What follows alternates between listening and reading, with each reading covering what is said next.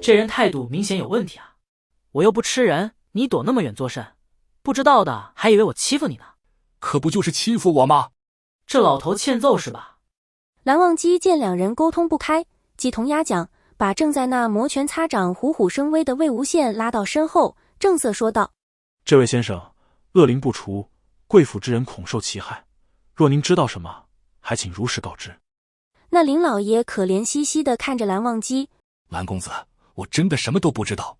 自我们搬来，那西院就没人住过，我怎么知道里面有没有侍女失踪？许是上一户人家留下来的祸害呢？”等等，你刚才说什么？许是上一户人家留下来的祸害。不是这句，也不是上一句，上句。自我们搬来，那西院就没人住过。魏无羡问道：“没人住过？应该没人住过。”事情又回到了起点。魏无羡对这位林老爷是最服气的，他同金子轩一样，都有一种能把他惹毛的潜质。魏无羡强忍怒气，再次问道：“你自己家的事你不知道？”“我家的事不归我管，男主外女主内啊。”那林老爷把魏无羡气个半死，也没说出个所以然来。两人转到去问林夫人，得出的答案却与白日里那小厮说的大同小异。既然林府里面行不通，那就去外面打听。魏无羡拉着蓝忘机去外面寻了个酒馆，要了几壶天子笑，拽了个小二过来与他们说。那小二答道：“不知道。”“怎么回事？一问三不知吗？不应该啊，一点消息都没传出来吗？”“那林家刚搬来1月有余，有钱是有钱，家宅也大，不是小的们不想知道，这不还没找机会了解呢吗？”“怪不得。”蓝忘机问道。“怪不得什么？”魏无羡就是重提。“怪不得我俩会被他们抓去牢房。”蓝忘机道。“只得前往兰陵探查了。”魏无羡兴奋道。“去兰陵？蓝二哥哥，我们一起吗？”“嗯。”魏无羡一听两人结伴出行，不管去哪都是值得纪念的第一次同道侣一起游历，也不顾小二还在旁边，扑过去八爪鱼一样抱住蓝忘机，往他身上蹭。“这是我们夫妻二人第一次结伴远游，你说我们是不是先回云深不知处准备些东西？虽然兰陵离姑苏也不远，但我们不能光赶路吧，期间也要耽误不少时间。”蓝忘机试了几次都没能把魏无羡从身上扒下来，干脆放弃，却又因大庭广众之下魏无羡如此亲近红了耳朵。他僵硬着端起杯子喝口茶，才开口道：“魏婴，此行我们御剑而去，若事情顺利，不出1日便可归来。”魏无羡撅嘴道：“蓝二哥哥，你怎地如此无趣？”蓝忘机望着他，认真道：“先解决此事，日后若你想去何处，我都带你去。”魏无羡笑道：“哈哈，蓝二哥哥，我跟你开玩笑的，当然是林府的事更重要，我们以后还有好长时间呢，慢慢来。”魏无羡同蓝忘机去了林府，为防他们不在期间那邪祟作乱，便在西院简单设了禁制，随即启程出发。二人连夜赶路，第二日一早已至兰陵。蓝忘机正要拜访兰陵经事，就被魏无羡拉进一家饭馆。魏无羡道：“蓝湛，你听我的，在这种地方绝对比你去金孔雀家要快得多。他们家人眼睛都长在头顶上，对于民间之事是不关心的。”蓝忘机对于魏无羡这番始终存在怀疑，他道：“昨日我们并未问出什么。”“那是林家他们到姑苏日子还短，我告诉你啊，林家就算在兰陵，也算得上是大户，八卦乃人之天性，尤其是大户人家的料，扒得更过瘾，就着吃也更下饭，在这种地方打听，准没错。”林家虽是商贾之家，这林老爷虽说不可言说了点，但于经商之道上可谓是得心应手，白手起家，做到如今这等规模，魏无羡也不得不赞叹几句。魏无羡说着便叫了一桌子菜，也不怕早上胃里不舒服，除了给蓝忘机叫了2盘炒青菜，其余全是红彤彤的一片，就差起个麻辣锅涮菜了。说实话，这么拖拖拉拉的讲话当真不怎么雅正，可见魏无羡如此，蓝忘机也忍不住问他：“你身体怎么了？蓝湛，你不懂，吃饭就是这样才过瘾的。”“现在是早上。”“早上怎么了？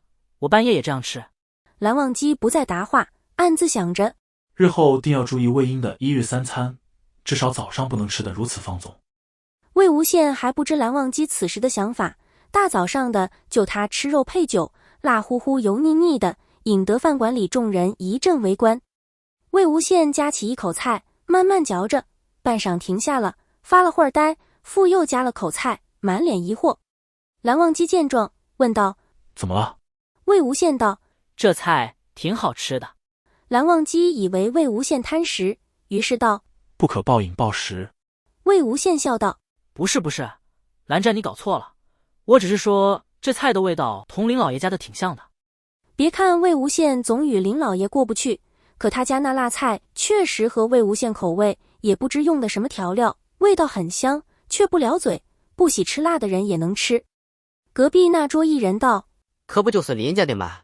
大惊小怪作甚？魏无羡问道：林家？这不就是林家开的饭馆吗？魏无羡又惊又喜，问道：可是那个家里打扮的花枝招展，长相看得过去，胆子挺小，畏畏缩缩，整日一副肾虚样的林老爷。那人有点后悔搭了这话，心里想着，这人来找林老爷，怕不是来寻仇的吧？多大仇多大怨，得形容成这样。那林老爷经商可有一套，在兰陵城是除却金家数一数二的大人物。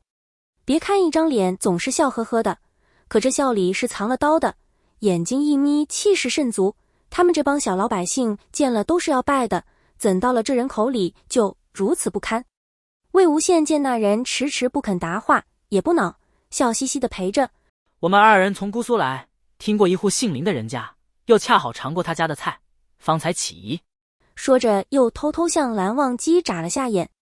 蓝忘机对魏无羡这运气也是无话可说，随便寻个馆子吃饭也能正巧碰上林家开的。那人平日里应该也是好八卦这口，魏无羡那张笑脸特别讨喜，他放下心来，打开了话匣子一般，说得可欢快了。我说嘛，林老爷确实搬去了姑苏那边，这家店也是林老爷开的，不光这家，好多家店都是林老爷开的。魏无羡一脸嫌弃地问道：他在兰陵这么厉害吗？那可不，他家有钱啊，特别有钱，在兰陵可不就是有钱好办事吗？魏无羡接着又问道：兰陵有钱好办事，他为何去姑苏那等风雅之地？那人俯下身子，神秘道：这你就不知道了吧？那林家……魏无羡还有些没理清头绪，他愣愣地问那人：所以不是林老爷调戏方姓侍女，而是那侍女是原配？哎，你小点声！那人伸手就要去捂魏无羡的嘴，被蓝忘机一瞪，讪讪地缩回手。魏无羡小声道：糟糠之妻不下堂的。谁明文规定了？大家都心知肚明，又有哪几个真正听了的？家也大了，不得找一个更漂亮更听话的老婆陪着？可是没什么可是的，这不屋漏偏逢连夜雨，那原配林夫人家也倒了，不过林老爷仁慈，留了她在底下做侍女嬷嬷。魏无羡惊了，真的惊了。这是仁慈？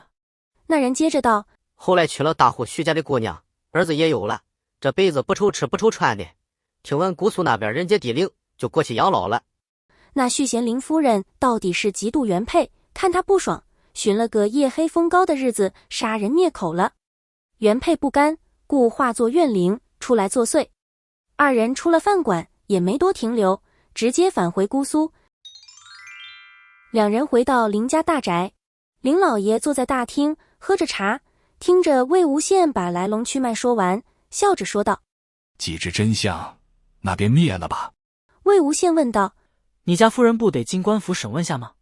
林老爷只是平静地喝了口茶，说道：送点钱进去就不用了。魏无羡拽着蓝忘机走了，那怨灵不难除，便交与蓝氏门生处理了。蓝忘机知魏无羡心情不好，也没多说什么，揽着他上了碧尘，就要往云深不知处去。魏无羡道：蓝湛，我还不想回去。蓝忘机看着天色，快到亥时了，问道：不想回去？再玩一天吧。说着玩，魏无羡却领着蓝忘机找了家客栈，进了房，反手揪住蓝忘机的领子，恶狠狠道：蓝湛，蓝忘机，我问你，你们家兴不兴三妻四妾这一说？蓝忘机见他这样，知他烦躁什么，于是道：不兴。魏无羡又问：那你们兴不兴休妻？蓝忘机回道：不兴。也就是说，娶回家就这一人了。蓝忘机点头。魏无羡闭上眼睛，半晌又睁开，开始宽衣解带。我们俩上床吧，避免夜长梦多，这样踏实点。